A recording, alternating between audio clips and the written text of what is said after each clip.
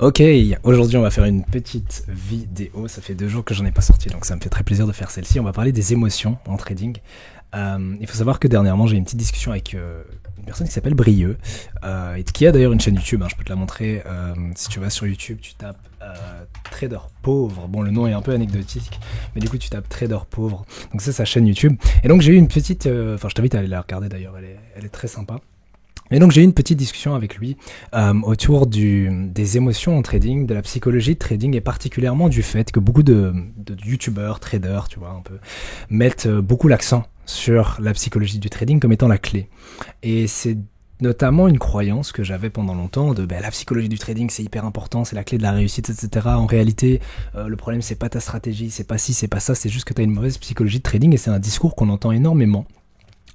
Et il m'a posé une question, il m'a demandé si, selon moi, la psychologie de trading, ou plutôt le fait qu'elle soit autant mise en avant sur YouTube, sur Internet, ce soit pas parce que, justement, définir une stratégie de trading, enfin trouver une stratégie de trading qui est rentable, à backtester, avoir des bonnes statistiques, qui soit pas non plus trop complexe, parce que sinon elle n'est pas applicable. Si tu as une stratégie qui prend 15 000 paramètres en compte, tu peux pas l'appliquer en temps réel. Donc, si la question c'était est-ce que ces personnes-là, ces youtubeurs, ces traders ne mettent pas en avant la psychologie de trading parce que c'est beaucoup plus simple à enseigner et puis alors ça leur permet de vendre des formations ou autres que justement de trouver une stratégie rentable. Alors je suis à moitié d'accord avec lui dans le sens où je pense pas que faire sa propre stratégie ou bien simplement la prendre de quelqu'un d'autre, peu importe, mais trouver une stratégie rentable, je pense pas non plus que ce soit la mer à boire, que ce soit hyper compliqué, super dur, etc. Enfin si tu t'y mets vraiment, je pense que en quelques mois tu peux développer une stratégie assez solide, la backtester, etc.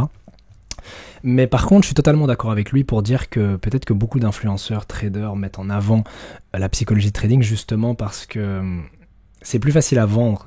C'est quelque chose que les gens ont envie d'entendre en fait. Tout ce que tu as à faire, c'est travailler sur toi-même, c'est travailler sur ton intérieur et ton trading va s'améliorer tout seul. Alors que la réalité, et c'est ça que j'ai envie de partager avec toi dans cette vidéo, c'est que les erreurs en trading qu'on peut faire, oui, peuvent découler de la psychologie de trading, mais je pense que la psychologie, c'est vraiment la dernière étape à travailler, la dernière chose à travailler pour être rentable en trading, et que trop de débutants, et je faisais aussi cette erreur-là, des personnes qui sont à un niveau débutant intermédiaire, où ça fait 1 ou 2 ans elles sont dans le trading, mettent beaucoup l'accent là-dessus, vont même jusqu'à lire des livres sur la psychologie, vont essayer de faire de la journalisation, enfin écrire dans un journal pour s'introspecter, etc., pour trouver des réponses à leurs questions, mais la réalité c'est que ton trading ne peut pas s'améliorer tout seul.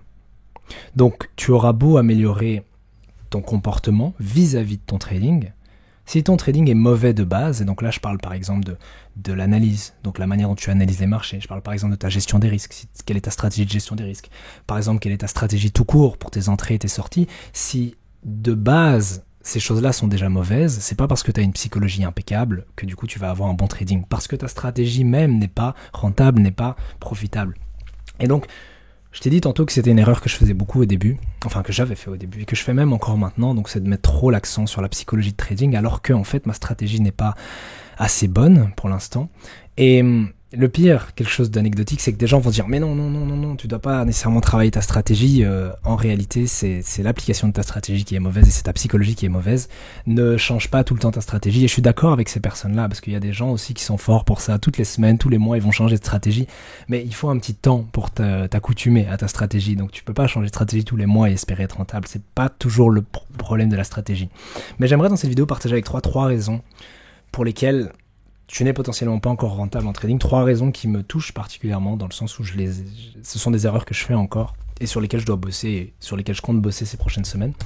Mais donc j'avais lu, je sais plus si c'était dans un article ou dans un livre, mais c'était donc l'auteur présentait 3 causes aux erreurs qu'on peut faire en trading et donc ce qui nous empêche d'être rentable. Et donc indépendamment de la psychologie, la personne expliquait que la raison pour laquelle tu fais des erreurs en trading, elle peut découler de ton analyse. Ça veut dire que tu vas avoir une mauvaise analyse des marchés, que ce soit une analyse technique ou fondamentale, parce que tu vas avoir des biais cognitifs. Si tu ne sais pas ce qu'un biais cognitif est, je t'invite à aller te renseigner sur le sujet, mais pour te l'expliquer en mode bro science, un biais cognitif, c'est lorsque ta vision des choses va être erronée, elle va être fausse parce que tu vas être influencé notamment par tes émotions, mais ça peut être par d'autres facteurs. Donc imaginons maintenant tu sois dans un état assez enthousiaste, assez euphorique, tu vois que le prix imprime un chandelier qui a un fort élan haussier par exemple, et donc ton enthousiasme va te dire ok c'est bon, le marché va être bullish, etc. Bon, bien évidemment c'est jamais aussi simple, mais l'idée c'est que tu vas accorder plus d'importance à l'impression de ce chandelier avec un fort momentum haussier parce que tu es dans un état émotionnel optimiste déjà de base. À l'inverse, si tu étais dans un état émotionnel négatif, peut-être que malgré l'impression de ce chandelier à forte probabilité de hausse, on va dire, tu vas quand même te douter, tu vas quand même te dire « Ah mais il me faut quand même quelques confluences en plus, je suis pas sûr, il me faut des confirmations, etc. » Alors que peut-être que ta stratégie te dit que ce chandelier est clairement une raison d'acheter, etc. Tu vois. Mais donc ce que je veux dire par là, c'est que en fonction de l'état émotionnel dans lequel tu te sens, en fonction de l'environnement dans lequel tu évolues à l'instant présent, tu vas avoir une perception différente des choses. Okay, tu vas avoir une perception différente des marchés et le problème ou le risque de ça, c'est que tu vas interpréter, parce que ta perception est différente, tu vas interpréter différemment les données. Et ça, c'est très dangereux en trading parce que tu veux appliquer objectivement une stratégie, mais si ta stratégie, tu la nourris, si ton input, il est subjectif, tu vas faire des erreurs, tu vas faire des bêtises. Ce que j'ai fait pendant longtemps. Je pensais appliquer objectivement ma stratégie, mais la réalité, c'est que j'interprétais différemment les marchés en fonction d'entre guillemets l'humeur dans laquelle je me sentais sur le moment même. Donc ça déjà c'est une première chose. Sois sûr que ton analyse, qu'elle soit technique ou fondamentale, ne soit pas biaisée, d'où le terme biais cognitif, ne soit pas biaisée par ton état émotionnel. Est-ce que tu n'accorderais pas trop d'importance à une certaine information ou un certain indicateur parce que tu te sens dans tel ou tel mood ? Imaginons, ah mais aujourd'hui j'ai vraiment envie d'acheter telle devise, et alors tu vas te mettre soudainement à accorder trop d'importance aux indicateurs qui te disent que c'est bullish, alors qu'en réalité ça ne l'est pas nécessairement. Bref, donc ça c'est une première chose. La deuxième chose, c'était aussi, donc c'était pas au niveau de l'analyse, mais c'était au niveau de la gestion des risques. Donc imaginons que tu aies une bonne analyse, imaginons que tu aies une bonne stratégie. Donc tu n'es pas biaisé, tu analyses les marchés objectivement et tu as une bonne stratégie qui est rentable, tu l'as backtestée, etc. Elle a fait ses preuves. Tout ce qu'il te reste à faire, c'est de l'appliquer correctement. Et bien malgré ça, il peut arriver que des personnes ne soient pas rentables parce qu'elles ont une mauvaise gestion des risques. Alors souvent, cette mauvaise gestion des risques ne va pas être due à leur stratégie de gestion des risques. Donc imaginons qu'ils en ont une qui est correcte, qui fonctionne, mais elle va être due de nouveau à leur état émotionnel ou alors psychologie si on veut, même si je mets la psychologie de côté pour ce dont je parle là maintenant. Pour te donner un exemple concret, imaginons maintenant que tu as un bon setup, etc. et t'as vraiment un bon setup, tu trouves que le setup est vachement bon et du coup tu te dis tiens je vais augmenter ma taille de lot, je vais risquer 2 ou 3 fois plus que d'habitude. Ça si c'est pas dans ton plan de gestion des risques, c'est une mauvaise action parce que ça va fausser les probabilités. Les probabilités de rendement, ça veut dire que quand tu vas trader une stratégie, tu vas avoir un certain rendement potentiel. Mais le problème, c'est que ce rendement, il est valable uniquement si tu trades tu traites chaque trade de la même manière. Alors bien évidemment, tu peux avoir une stratégie qui implique que tu augmentes ta taille de lot ou diminues ta taille de lot en fonction du setup que tu as, mais imaginons que tu gardes la même taille de lot, plus ou moins, enfin bon, après ça varie en fonction de ton stop, etc. Mais imaginons que tu gardes le même pourcentage de risque, on va dire, par trade. Le problème, en fait, quand tu vas agir impulsivement pour ce qui est de ta gestion des risques et la déterminer au moment même où tu prends le trade et te dire tiens là je le sens bien je vais risquer plus ou là je le sens pas je vais risquer moins, c'est que comme je te l'ai dit ça va fausser les probabilités, ça va fausser en fait tes rendements et ce que tu as vu en backtesting ne sera pas la même chose que ce que tu verras en trading réel. Et donc tu peux avoir des personnes qui ont une stratégie rentable, qui l'appliquent correctement, ça veut dire qu'ils prennent les setups quand il faut et ils les prennent pas quand il faut pas, mais comme ils jouent un peu ils font du gambling, tu vois, ils font du pari entre guillemets avec les tailles de lot qu'ils vont utiliser, ils vont se retrouver à prendre peut-être un bon setup mais à risquer trop dessus et le setup va pas passer, ils vont se manger une énorme perte, ou à l'inverse, quand ils ont un bon setup, ils vont risquer moins parce qu'ils sont pas assez en confiance, parce que leur biais cognitif va avoir un impact sur leur perception des marchés. Ils vont manquer de confiance, ils vont diminuer leur risque par 2, par 3, par 4, et du coup ça va être un gros gagnant, comme par hasard, mais le problème c'est qu'ils n'auront pas respecté leur gestion des risques, ils auront risqué moins, et alors là où ce gagnant-là aurait pu par exemple effacer les 2, 3, 4 dernières pertes, il leur aura rapporté juste un tout petit pourcentage de profit parce qu'ils n'ont pas, comme je l'ai dit, appliqué leur gestion des risques. Mais donc ça peut aussi être un autre problème. Et alors finalement, mais j'aurais dû le citer avant d'ailleurs pour que tu comprennes mieux les choses dans l'ordre.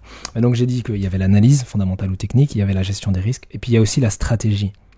Et ça, je pense que c'est la plus grosse erreur dans laquelle je suis bloqué en ce moment, c'est que pendant longtemps, forcément, j'ai étudié, le trading et les stratégies et j'ai mis en place ma propre stratégie. Et l'erreur qu'on fait souvent, c'est de tomber dans la complaisance. On se dit, c'est bon, j'ai bossé ma stratégie ces 3 derniers mois, elle est ok.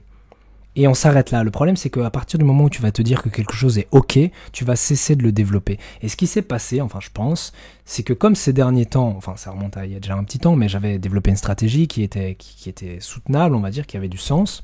Je me suis dit, c'est bon, j'ai plus besoin de la travailler. Alors qu'en réalité, je ne maîtrise pas, et ça, par contre, j'ai des exemples clairs, qui me viennent à l'esprit, je maîtrise pas ma stratégie. D'une part, je l'applique pas correctement, d'autre part, je la maîtrise pas suffisamment que pour qu'elle soit un automatisme. Et tu vas me dire, mais c'est tout bête, tu t'as qu'à backtester et puis tu vas t'habituer à ta stratégie et à l'appliquer correctement. Mais en revoyant certains trades, je me suis rendu compte parfois que là où je pensais avoir appliqué correctement ma stratégie, je regarde mon plan et ma strat et je me dis, mais non, attends, ça je pouvais pas le faire.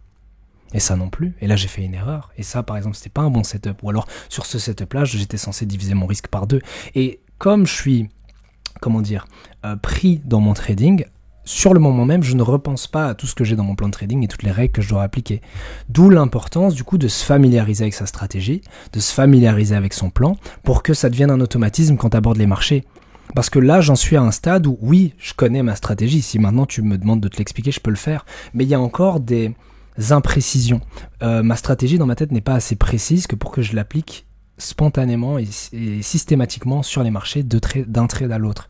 Et donc ça, c'est un énorme problème parce que j'ai parlé tantôt des probabilités, mais du coup tu vas fausser les probabilités parce que tu vas essayer d'appliquer une stratégie objectivement, mais tu vas l'appliquer subjectivement parce qu'à chaque fois, tu ne vas pas faire la même chose. Et si tu veux que les probabilités jouent en ta faveur, il faut que tu fasses la même chose à chaque fois. Mais donc ces 3 raisons-là, analyse, stratégie, gestion des risques, sont à maîtriser, sont des problèmes qui sont beaucoup plus courants, beaucoup plus fréquents que le fameux problème de la psychologie. Même si quelque part, si tu regardes ces 3 problèmes-là, ils peuvent découler de la psychologie. Si tu as une mauvaise analyse, c'est parce que tu as des biais cognitifs et du coup, ça revient quelque part à ta psychologie.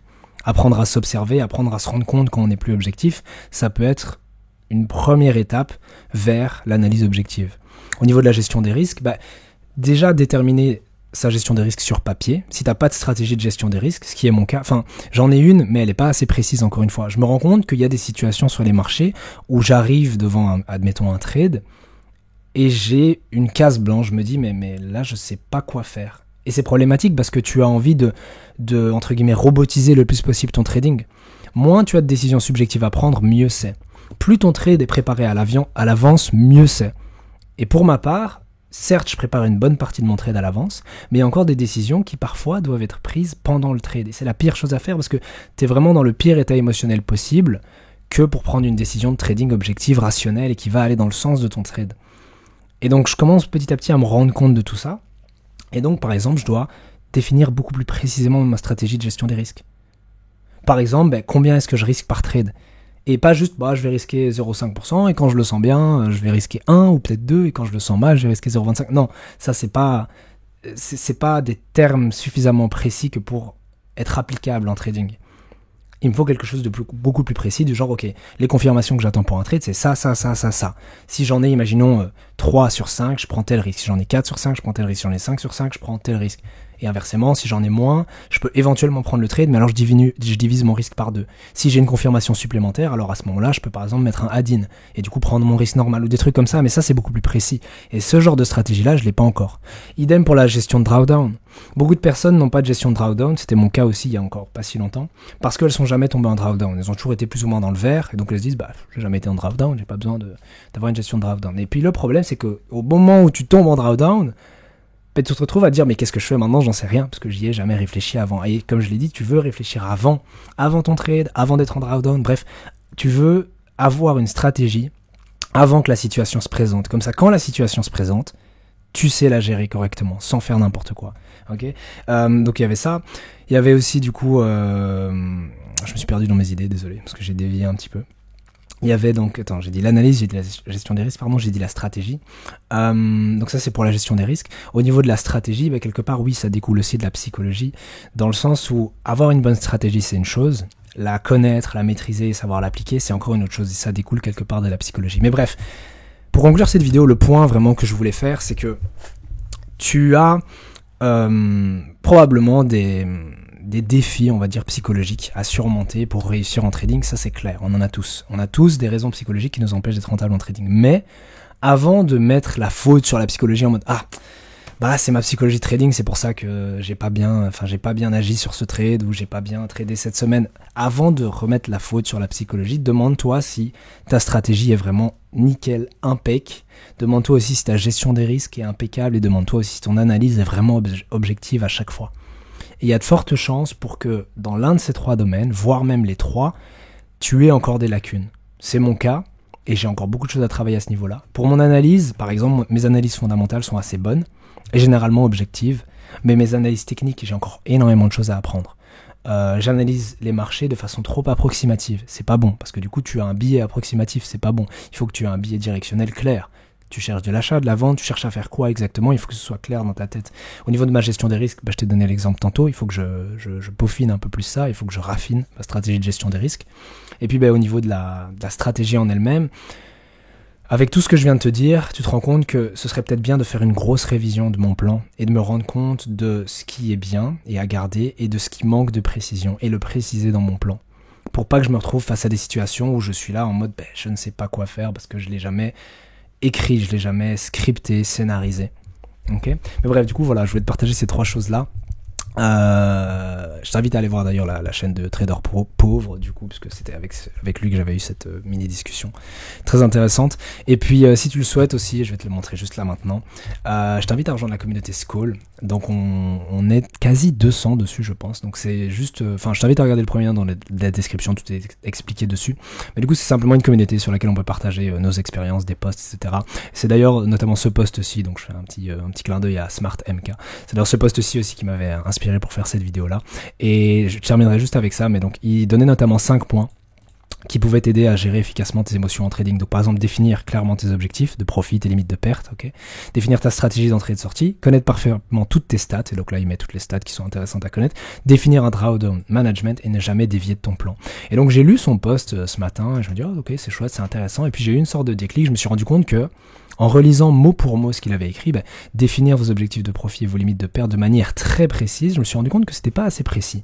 Combien je m'autorise à perdre exactement par jour, par semaine? Et même chose dans l'autre sens, quels sont mes objectifs de profit? À quel moment je me dis ok c'est bon, j'en ai assez? Parce que la nature humaine est très avide d'argent et si tu te fixes pas de limite, le marché va te mettre une claque à un moment. Tu vois. Si tu te dis pas à un moment ok c'était une bonne journée de trading ou c'était une bonne semaine de trading, j'arrête de trader maintenant et je recommence la semaine prochaine ou le jour suivant, le marché va sûrement te mettre une claque. Si tu sais pas t'arrêter, c'est le marché qui t'arrêtera, ça d'office.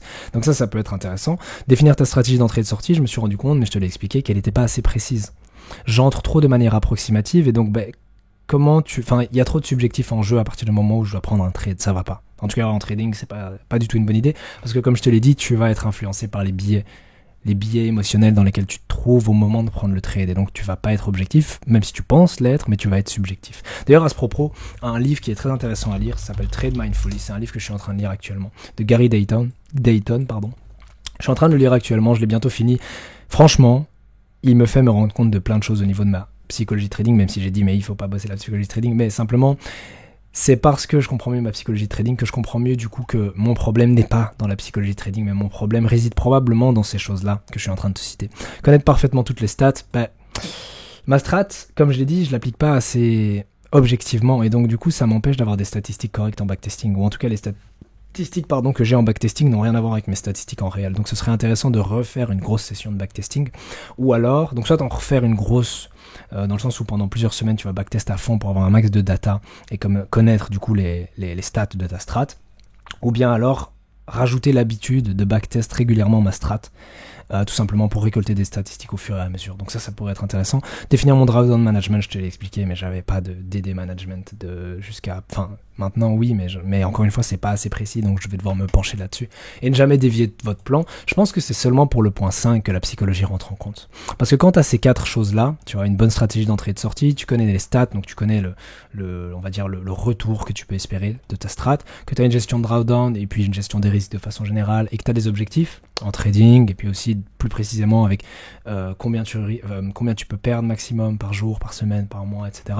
Je pense que quand tu as ces choses-là, La seule raison pour laquelle tu pourrais ne pas respecter ces choses-là, donc on va dire ton plan de trading, c'est justement la psychologie. Et donc quand tu arrives au point 5, ça peut être intéressant de se pencher sur la psychologie de trading, essayer d'analyser tes schémas de comportement et te demander, tiens, pourquoi est-ce que je dévie de mon plan de trading? Parce que du coup ça m'empêche d'atteindre la profitabilité, enfin la rentabilité à laquelle j'aspire. Mais tant que t'es pas au point 5, tant que t'as encore des lacunes dans les 4 premiers points, il y a des choses à bosser. Et c'est ça ce dont je me suis rendu compte. Bref, si jamais tu veux voir plus de posts comme ça, n'hésite pas à rejoindre la communauté Skoll. J'espère que la vidéo t'a plu et sur ce, je te dis à la prochaine dans une prochaine vidéo.